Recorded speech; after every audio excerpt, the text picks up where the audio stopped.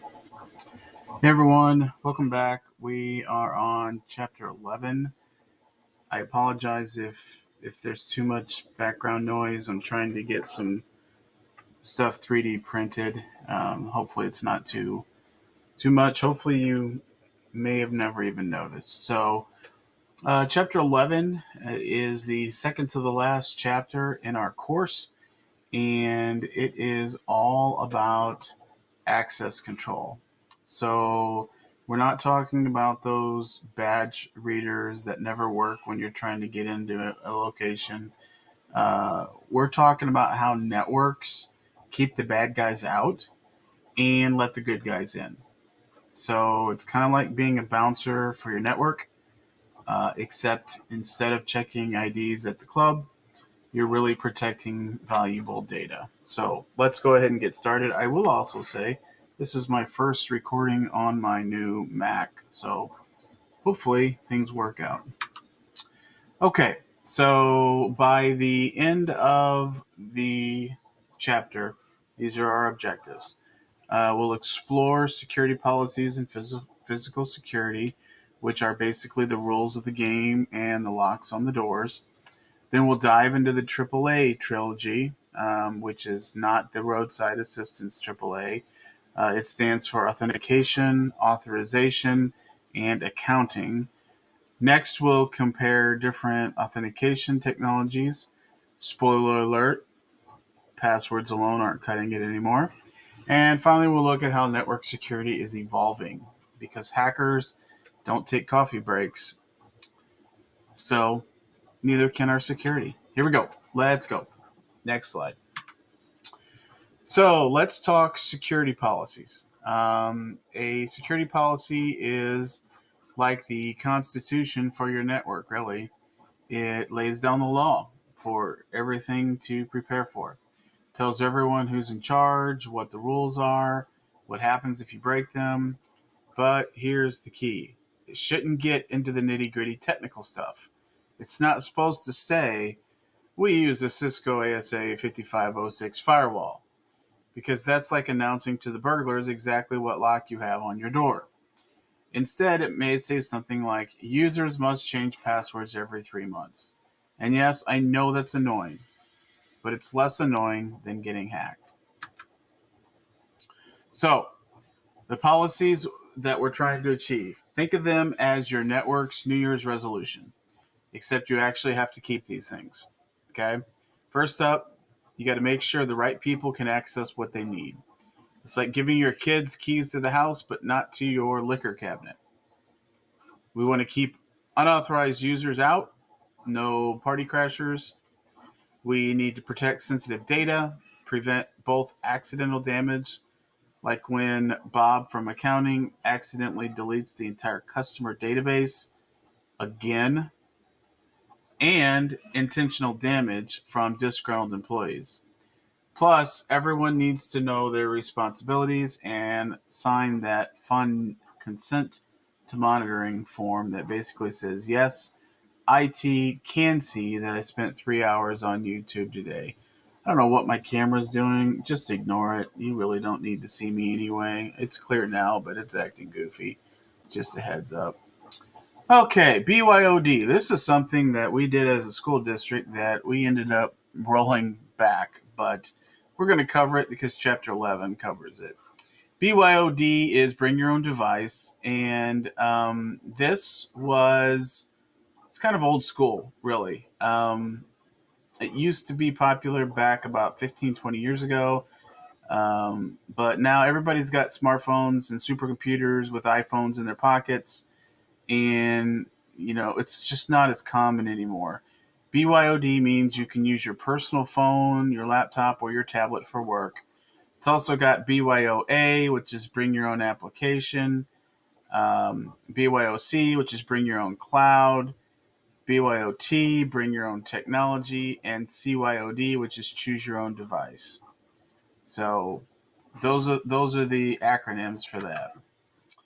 So the problem is managing all of these personal devices is where things get tricky. Companies need onboarding procedures, for getting your device ready for work. and for offboarding procedures, which is making sure company data doesn't walk out the door when they do. Uh, so now enters the MDM, which is mobile device management software. It's like having a remote control for all these devices. MDM can automatically configure settings, install required apps, and if someone loses their phone at a bar on Friday night, IT can wipe the company data faster than you could say last call. It works with all the major platforms, so whether you're Team iPhone or Team Android, MDM's got you covered. Next slide. Acceptable use policy, AUP, is basically the do's and don'ts list for using company resources. It's like the terms and conditions everyone clicks on agree on without reading, except this time you really should read it. Now, we use this with our students and our staff in our school district. It tells you what happens if you break the rules, and spoiler alert, it's not good. The key rules include using company resources for work, not for running your Etsy store. Yes, we're watching what you do online. Wave to the IT team, please. Report anything suspicious immediately. If you get an email from a Nigerian prince, he's not really going to share his fortune. And always lock your computer when you walk away. Seriously, your coworkers will change your desktop background to something embarrassing. Trust me on this because I know some people that would do that. We've got NDAs, which are non-disclosure agreements. Don't see these a lot in school districts, but you do see them in corporate. It's the what happens in Vegas stays in Vegas document for your company. It defines what information is confidential and what private means in your organization. This is super important, like in places like hospitals where patient information is involved. Information gets classified into different sensitivity levels, like a spice scale for data. You've got your mild salsa level, which is public information that anybody can know. Then you get your medium salsa, which is kind of like internal use only. You've got your hot salsa, which is kind of confidential. And then you get your ghost pepper level, which is top secret, eyes only. This message will self-destruct kind of stuff. If you break an NDA and you're just not just fired, you may also end up in court. So, physical prevention methods. You can have the best firewall in the world, but if someone can walk into your server room and unplug everything, you've got some problems. So the first defense is good old-fashioned locks. We've got keypads and cipher locks. These require a code to open. Just don't use 1234 or 0000. Then there are access badges or smart cards, which are those little plastic rectangles that you tap on readers and pray that they work on the first try. There is a pro tip. If your badge doesn't work, try it faster and harder. That often helps. Not really, but we all try it anyway. Physical prevention methods. This is we're getting into other things for access controls. We've got biometrics, which uses your physical characteristics. It could be fingerprints, it could be facial rec, it could be iris scans, kind of like out of those Mission Impossible movies. You've got access control vestibules, which is a fancy term for those tiny rooms where you get trapped between two doors. Also very common in school districts because of Columbine. So then we've got locking racks and cabinets, keep servers safe from wandering hands, and smart lockers, which are like the Amazon lockers, but for IT equipment. They control access to gear, spare parts, or those emergency passwords written on paper that we definitely shouldn't have, but do anyway. So here's a diagram of a badge access system. See how the badge reader is at every door? It's like a very boring video game where you need the right key card to unlock each level. The data room requires special access. That's where the important stuff lives. The IT department offices have their own readers because, let's face it, that's where the magic happens. Notice how the electronic badge has the person's photo. That's so the security can match the face to the badge. Next slide. Prevention is great, but what if someone gets through anyway? That's where detection comes in. Motion detectors can catch movement when no one else should be there because nothing says busted like triggering a motion camera at 3 a.m. Okay. Uh, with cameras, Big Brother's watching and he's recording everything in 4K now with infrared sensors. You've got tamper detection sensors.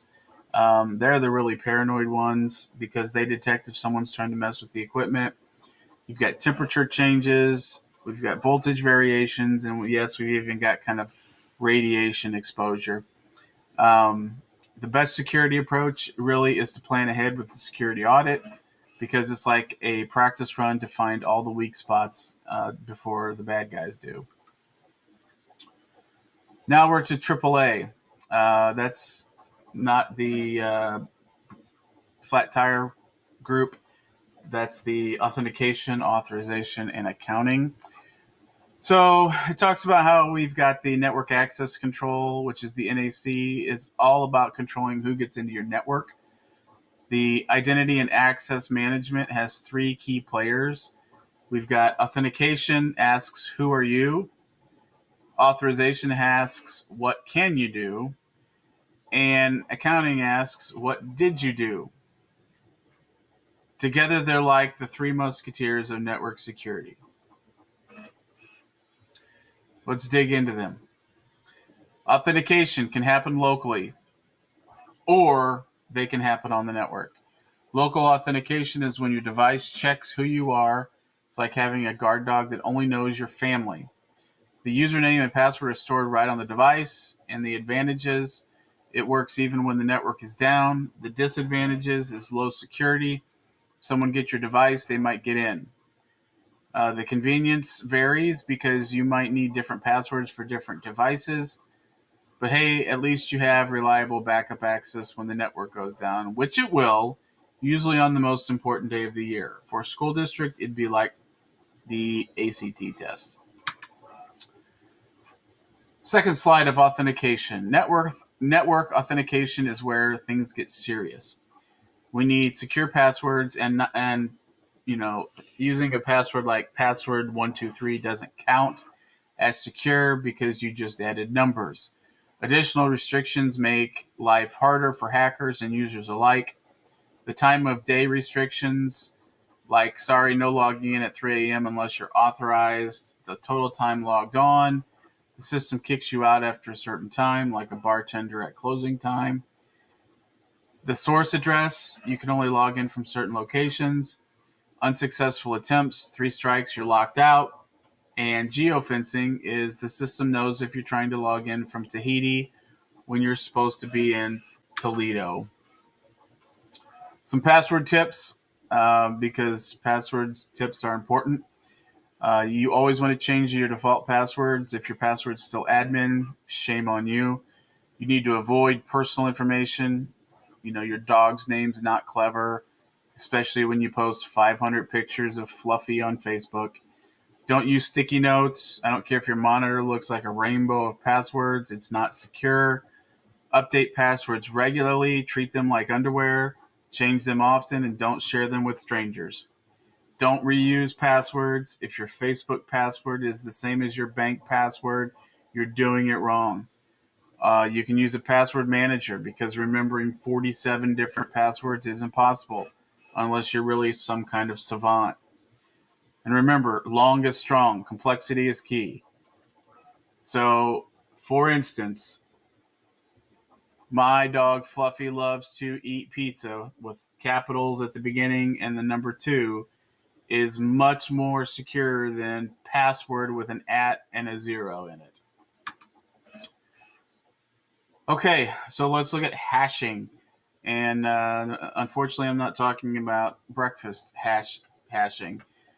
Hashing transforms data through an algorithm, making it smaller and scrambled. It's like putting your password through a blender so you can't unblend it. SHA is Secure Hash Algorithm is the most popular blender.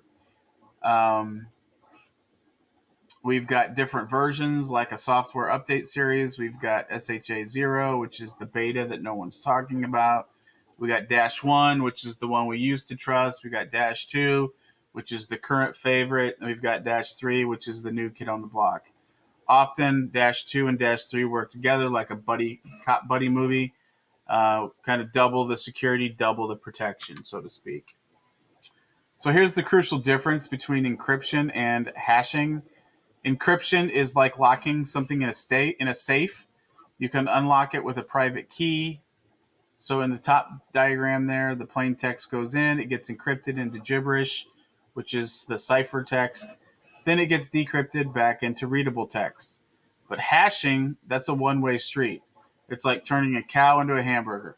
You can't take the hamburger and turn it back into a cow. Once data is hashed, there's no going back. That's why it's perfect for passwords. Even if hackers steal the hash, they can't reverse it to get your actual password. The question mark in the diagram isn't confusion, it's literally impossible. Authorization is all about permission, what you're allowed to do once you're in. It's like being at a buffet. Just because you paid to get in doesn't mean you can go behind the counter and cook. User access falls into two categories: privileges, can you install that sketchy software you found online, and permissions, which is can you read, modify, or delete files. We've got role-based access control. That's the popular kid in this situation. It assigns permissions based on your job role.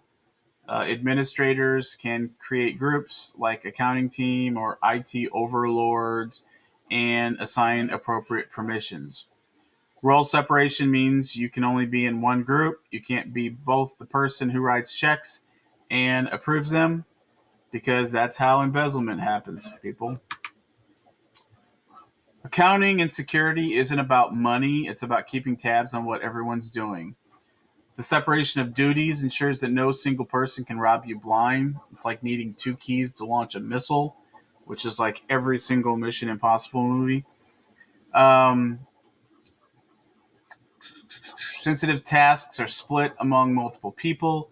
Someone writes the check, someone else approves it, third person audits it all. For monitoring, we use log file viewers to spot suspicious stuff. Windows Event Viewer is like your network's diary. So those logs are gold mines for catching bad behavior. So here's a screenshot of Windows Event Viewer in action. Look at all those security audit events. It's like a CVS receipt of everything that happened on your network. Each entry shows who did what, when, and where. And if you can look closely, you can see that audit success message. That's good. Audit failure, that's someone trying something they shouldn't. The details show everything. Usernames, computer names, timestamps. It's like CSI for computers. IT folks love this tool because it tells us exactly who to blame when something goes wrong, and something always goes wrong. Security information and event management is like having a super smart security guard who never sleeps and reads every single log entry. While you and I would fall asleep after reading 3 log entries, the SIEM systems analyze millions of them, looking for patterns that spell trouble. There is a catch, though, because you need massive storage because these systems are data hoarders. They keep everything. Network admins can tune those rules like adjusting a recipe. Too sensitive, you get alerts every 5 seconds. Not sensitive enough, and you miss the hackers walking out with your data. So it is a delicate balance. SSO, very, very popular. Single sign-on, especially in the school world. It's the holy grail of convenience. One login to rule them all. Instead of remembering 50 passwords, you log in once and have access to everything. It's like having a master key for your entire digital life. The advantage, convenience. No more passwords, sticky notes. The biggest disadvantage, though, is that if someone gets those SSO credentials, it's like giving them the keys to the kingdom. That's why 2FA is important, two-factor authentication, where you need 2 things: something you know and something you have. Something you know would be the password. Something you have is typically your phone. MFA is multi-factor authentication. It takes it further with 2 or more verification methods. It is more annoying, but it is more secure. So let's break down the authentication factors, and these are the different ways that you prove that you are you. Something you know would be passwords, PINs, or your mother's maiden name. Something you have, like an ATM card, smart card, RSA token on your keychain. Something you are is biometrics, fingerprints, face scan, iris patterns. Your body is a password. Somewhere you are, location based, you can log in from the mountain or from the office, not from a beach or Bali. Something you do, which is behavior biometrics, like how you type or walk. Yes, your walk is unique, like a penguin with an attitude. And then security tokens generate or store codes that only you should have. They are like the little restaurant buzzers, but for security. Directory servers are like the phone book of the network world. They keep track of everyone's information. Remember phone books? Nope, you probably don't. Well, they were big, big, big things of paper with everybody's phone number. Examples include Active Directory, which is Microsoft Open LDAP, which is the open source option, and 389 Directory Server, which is another free choice. They're all LDAP compliant. LDAP is Lightweight Directory Access Protocol, and that's kind of the standard language for talking to these directories. It's like everyone agreeing to speak English at an international conference. Without it, different systems couldn't talk to each other, and we'd have digital chaos. So this diagram shows the authentication process in action. At the top, someone's at an ATM in the cloud. They need cash, so the ATM talks to the authentication directory to verify they are who they say they are. Bottom shows the same thing, but with computers. The authentication directory, like Active Directory, checks credentials using LDAP. It's like having a bouncer with a guest list that works for multiple clubs. One list, multiple venues, everyone's happy. Kerberos, named after the three-headed dog that guards the underworld in Greek mythology. It's a cross-platform authentication protocol that uses encryption to verify who you are. Think of it as the authentication protocol that plays nice with everyone. Windows, Linux, Mac, doesn't discriminate. Some key terms are principal, that's you, the user. The KDC is the Key Distribution Center. That is the trusted authority that hands out the keys. And ticket, which is the temporary credentials that prove you've been verified. It's like getting a wristband at a festival that lets you access different areas. A server runs two main services. First, the authentication service. This is the front door. Bouncer who checks if you're on the list. If you pass, you get to meet the second service, which is the ticket granting service, the TGS. And the TGS is like the concierge who gives you specific tickets for whatever you need. If you need access to email, files, printers, whatever. They work together but separate, like Batman and Robin, if they worked in different buildings but coordinated by phone. The diagram shows this in action. We've got Jamal, which is our principal client. He needs something from the network. So step one is TGT, please. Jamal asks the AS for a ticket granting ticket. Step two, here's your TGT. The AS gives Jamal the golden ticket. Step three, ticket please. Jamal takes his TGT to the TGS and asks for a specific service ticket. Step four, here's your ticket for service A. TGS gives him what he needs. Step five, here's my ticket. Jamal presents his ticket to the actual service. Step six, here's your session. Finally, Jamal gets access. It's like a bureaucratic obstacle course, but it keeps everything super secure. We're going to change gears a little bit and go into Radius, which stands for Remote Authentication Dial-In User Service. Despite the dial-in part of it, like from the 90s, it's still widely used today. It's cross-platform, it's open source, which means it's free, and it works with everything. It runs in the application layer and can use either UDP or TCP for transport. It's flexible. Radius is highly scalable. Whether you have 10 users or 10,000 users, it can handle it. It authenticates wireless users, mobile devices, remote workers, basically anyone trying to connect from anywhere. Often, Radius services share a server with other services, like a roommate situation, but for network services. So here's a diagram of Radius in action. Notice the server at the top. It's handling authentication for everything. VPN users working from home, wireless clients on their phones, and workstations in the office. The Radius server is connected to a user account's database where all the credentials live. It's like a universal bouncer that works the door at multiple venues simultaneously.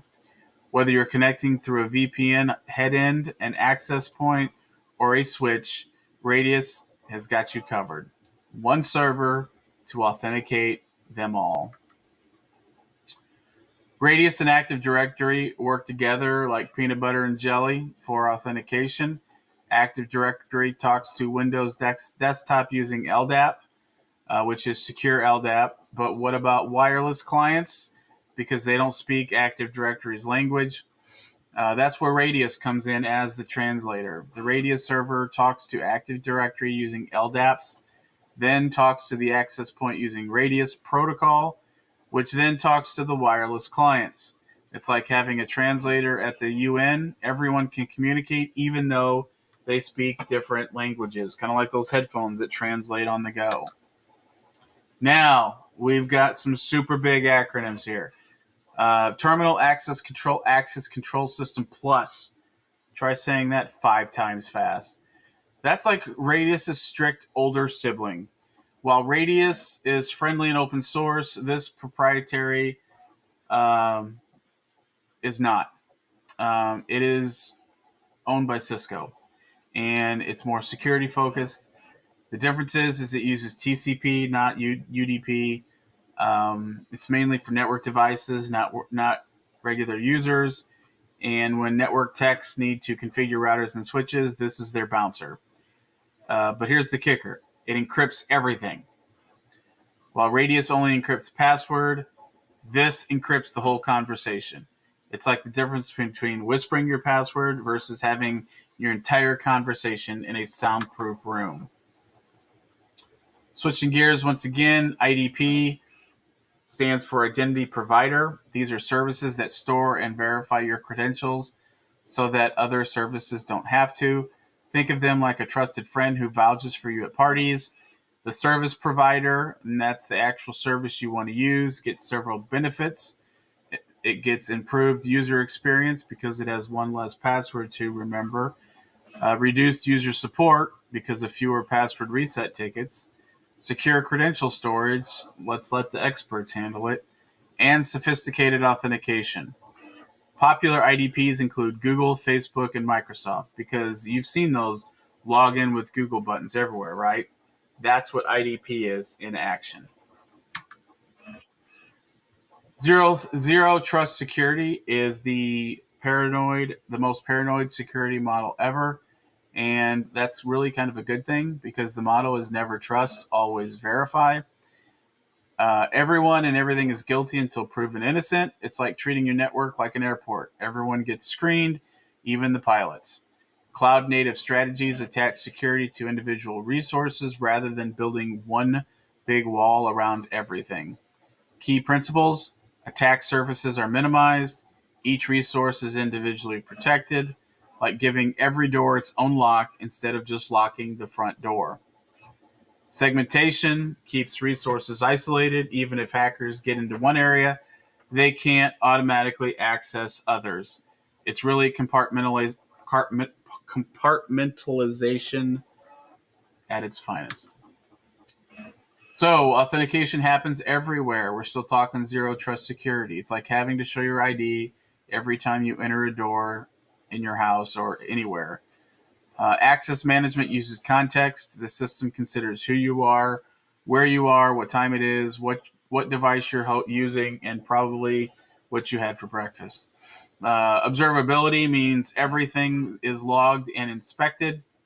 Big Brother isn't just watching, he's taking detailed notes. Zero trust architecture implements all this at a granular level. Every little request gets scrutinized like you're trying to get into the most exclusive club in the world. Paranoid? Yes. Secure? Absolutely. Here's a diagram. This diagram shows zero trust in action in a virtual private cloud. See those security groups attached to individual interfaces? They're like personal bodyguards for each network interface. The network ACL protects the entire subnet. That's the neighborhood watch. Together they create layers of security. NACLs filter traffic for the whole subnet, which is the neighborhood, while security groups filter for individual interfaces, which is each house. It's defense in depth. Even if bad actors get past one layer, there's another way waiting. It's like Home Alone, but it's for networks. Next, we've got Secure Access Service Edge, pronounced SASE, because why not? It's a framework that combines networking and security into one package. Think of it as the Swiss Army knife of network security. On one side, you've got the SD-WAN and the SDN. On the other, security, all those zero trust goodies. The security side is called SSE, which is Security Service Edge. These are all the security services that protect your distributed resources. It's like combining a bouncer, a security system, and a bodyguard into one super service. So here's a family portrait of that with SDN and SD-WAN. These make your network flexible and smart. On the right, the security side with ZTNA, which is Zero Trust Network Access, which is the paranoid bouncer, remember. We've got CASB, which is Cloud Access Security Broker. That's like the cloud police. We've got the firewall as a service. We've got the SWG, which is the Secure Web Gateway. That is the Web Traffic Inspector. Together, they're all like the Avengers of network security. So, let's break these down into security components. You've got the Zero Trust Network Access. That assumes everyone's a threat until proven otherwise. That's the guilty until proven innocent approach to networking. You got Cloud Access Security Broker. That monitors and secures cloud usage. It's like having a chaperone for cloud applications. We've got the Firewall as a Service, which is cloud-based firewall that follows your users everywhere, which is like, no more, I'm working from Starbucks, so I'm unprotected. We've got Secure Web Gateway, which inspects web traffic and blocks the nasty stuff, which is like having a filter that keeps the internet's garbage out of your network. And really, together they create a security dream team. Deep breath. 32 minutes, 33 minutes. So that's a wrap on Chapter 11. So let's recap what we've learned. First, we covered security policies and physical security, which are the rules and locks that keep networks safe. We explored the AAA framework, which is authentication, which is who are you, authorization, what can I do, or what can you do. Accounting is what did you do.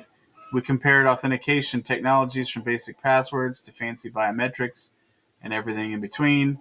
And finally, we saw how network security is evolving with zero trust and SASE to protect, which is, remember, SASE, to protect modern distributed networks. Remember, security isn't just about technology. It's about people, processes, and paranoia. Stay secure out there. This chapter really helped cover that aspect. So that's a wrap on Chapter 11. We have one more chapter, and I'll see you for Chapter 12.